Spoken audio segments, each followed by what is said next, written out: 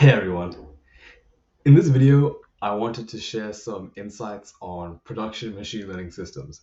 So, from taking a machine learning model in a Jupyter notebook to deploying it to production in a production environment where users are actually utilizing the model, it's a long journey and there are so many different things to think about. And in this article, this video, I just want to cover some of those topics. So, have you ever wondered how machine learning systems actually work in production? So, this is the first article in a series of articles I'm going to publish on production grade ML systems. In this series, which I'm dubbing Production ML 101, I'm going to take you on a journey through all the core aspects of building robust real world ML systems. So, the ML pipeline can be broken down into three main components: data ingest, model build, and model serve. And throughout this article, we're going to dive deep into each of these stages, understanding what they are, the different components in each stage, and what are the different considerations we might need to take in. Let's start with the first stage, data ingest. Data ingest involves collecting, cleaning, and analyzing the dataset, which will be used to train the ML model. And this is an overview of what the data ingest stage looks like. So there are three stages. Data extraction. Data extraction involves extracting data from a raw data source. The data can be structured, such as tabular or CSV data. It can be unstructured, such as images and text. Or it can be streamed, such as vehicle data, IoT sensors, and other different kinds of real-time sources of information.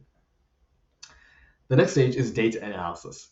So in this stage, we want to get a better feel of the data. So we can use graphs and statistics to find outliers, anomalies, trends, and data distributions. The next stage is actually preparing the data for training the ML model. So we want to clean the data and convert it to a format that the model can accept. Data extraction. Data extraction, you can think of it as loading the data into memory. So we're just collecting the data and organizing it into a single spot where we can then work on it further. There are so many different modalities of data to consider. Now, obviously, it's going to depend on the particular use case you're solving for, and that will determine what data you'll actually need. But just to see a little bit of the breadth of data we have here, you can see we have tabular data, time series data, event streams, social networks, physical networks, molecules, images, videos, audio, natural language, biological sequences, and even source code. These are all different types of data which you need to consider, and you need to evaluate which data source will be useful for training your ML model. Now, the extraction process for each of these data modalities will vary significantly. For example, for real-time data, you might want to use a streaming service such as AWS Kinesis to stream the data real time.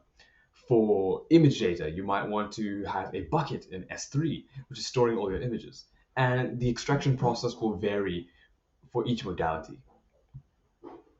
The next stage is data analysis. So when it comes to data analysis, I excel. Um, Understanding the data is a primary objective of the ML pipeline. So if data extraction means connecting to someone on LinkedIn, data analysis means having that first conversation. Careful and intentional data analysis not only gives you insight into the nature of the dataset, but it may also inform our decisions regarding the design of the model we build later. Data analysis can include plotting graphs and distributions, discovering correlations, and calculating simple statistics. Data preparation. After analyzing the data thoroughly, it needs to be further processed and cleaned before it can be fed into a model. The specific data preparation requirements depend on the modality of data being processed and the objective of the ML system. Here are some data prep tasks for some common data modalities. For text data, we might want to remove punctuation and tokenize the text. For images, we might want to rescale, resize, flip, and add noise. For audio data, we would want to convert the audio clips to spectrograms. For tabular data, we might want to fill in missing values, remove outliers, scale the features, one-hot encoding, and also engineer new features. And for time series data, we'll want to convert the time series into sequential windows of data. During the stage, we may also want to apply transformations that apply to the specific problem we are solving. For example, if we were training an image denoiser, we would have to add noise to the dataset of images so that we can actually train this model. Now, a common issue with labeled data is imbalanced classes. And this is when one class is highly underrepresented compared to another class, causing the model to focus less on the underrepresented class. Solutions to this problem include oversampling, which means increasing the size of the minority class, or undersampling, which is decreasing the size of the majority class. Or we can use a mixture of both. So you can see here, in a dataset which is, let's take an example of a cancer dataset. Um, if you're predicting where a cancer tumor is in an image, since the cancer tumor is relatively small compared to the entire image, you can easily get a pretty high accuracy by just predicting that the whole image is not a cancer. And that's the case because 90% of the data actually belongs to the not tumor class. So a really dumb model can actually get pretty good accuracy. And that's called, that's a type of overfitting. So you want to make sure that the class distribution is balanced. Okay, now that our data is ready, we are ready to design and iterate on the ML model. So the model build stage is heavily dependent on the data ingest stage because poor data processing will lead to poor model performance, garbage in, garbage out. Therefore, having a robust data ingest pipeline is fundamental to the success of an ML model. Now, the model build stage is all about iterating through different model architectures, hyperparameters, and configurations to achieve a desired performance, and often while trying to optimize for a specific metric. So we have the model training stage, where we train the model, the model evaluation stage, where we test the model's ability to generalize to unseen data, and we tune the model's settings to achieve better performance. And finally, model validation, where we evaluate the model against fixed thresholds, and we also ensure that the model actually meets the task requirements. Now, choosing an ML model or the specific architecture that you need is very dependent on the task you're solving. For a image kind of model, you would want a convolutional model. For text-based models, you might opt for a transformer or an LSTM. For image generation, you might want diffusion models. For object detection, you might want a YOLO model or a mask RCNN. For segmentation, you might want a UNet model. The different architectures available to you are pretty expansive. So you want to pick the architecture that actually solves the use case you are trying to solve. Yeah, and so for most business applications, the general course of action would be to find a pre-trained model and fine-tune that model with your dataset. For example, if you were working with image data, you might want to get a pre-trained model which is pre-trained on the ImageNet dataset, and you will then fine-tune that model with your own dataset. Now, if anyone's ever trained an ML model, if anyone's watching and you've trained an ML model, you know that this is not a trivial task. Finding the hyperparameters can take a while, especially if you're just doing one model at a time and you don't have a distributed training system. It can take a long time to train these models and find the right parameters. But as long as you just keep going, and what I like to do is I like to maintain an Excel sheet where I'll have each row be an iteration. So each row I'll say what I tried, what hyperparameters did I use, and what performance did I get. So that way you're kind of structuring your hyperparameter search, and you'll eventually find a solution that works for you. Some common tasks to do while iterating on a model include testing the model on out of sample data to test its ability to generalize. So, the purpose of creating these models is not just so that it can work on the training data. We would want the model to work on data it hasn't seen before, which is what will happen when it's deployed to production. And when the model is not able to work well on test data, it's called overfitting. So there are certain strategies to mitigate overfitting in model development. We would also want to assess the model using test metrics and by evaluating the cost function. And based on these results, the model can be further fine-tuned, example through hyperparameter tuning, to improve the evaluation results further.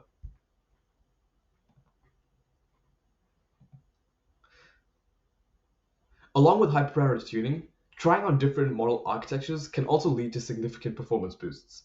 And it may also be helpful to tweak the hardware configuration, for example, using distributed training over multiple GPUs to speed up the model training.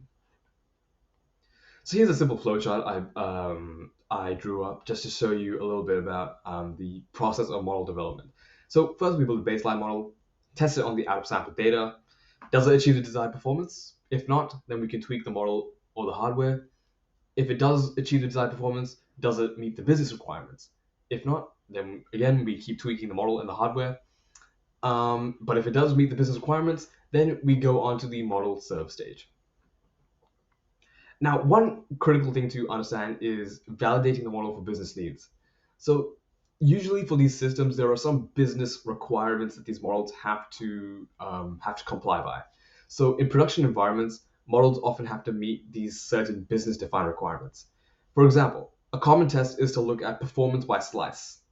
This test ensures that model performance is not biased towards a particular feature segmentation, such as a particular country.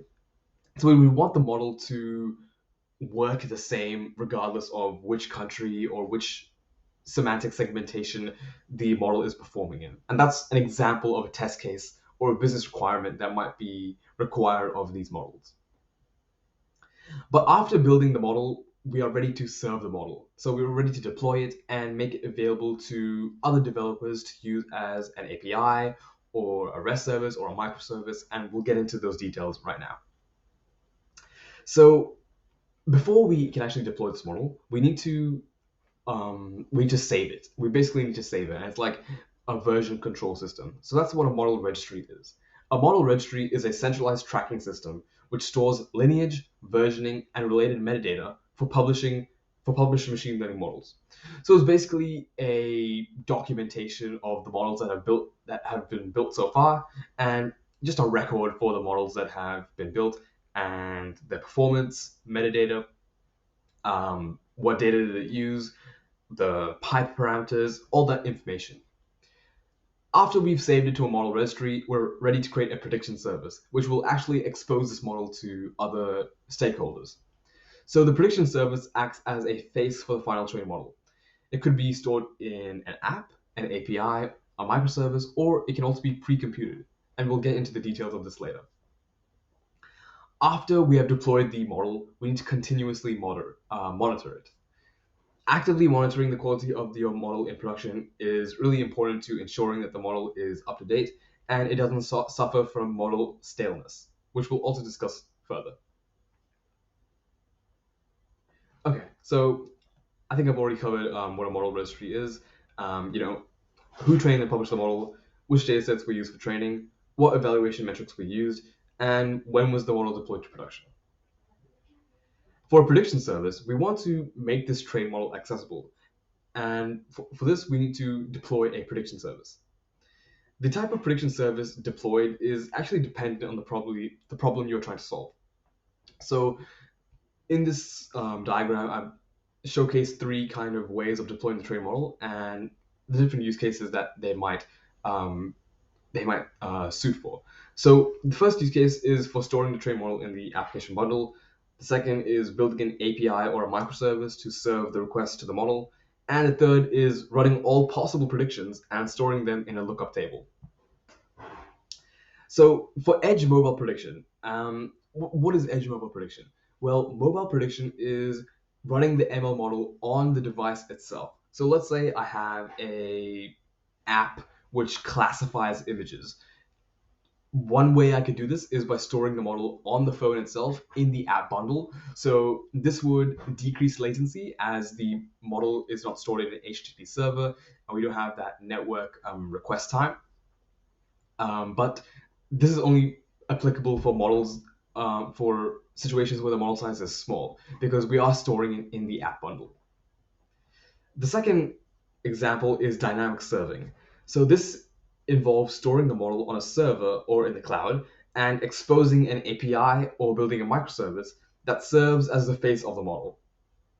Now, this is just simply storing the model in a server, creating a REST HTTP API for it, and giving access to the model through that API. The final option is static serving, and this means making all possible predictions in a batch. So we take all possible inputs to the model and we compute their predictions, and then we just store that in a table or a cache.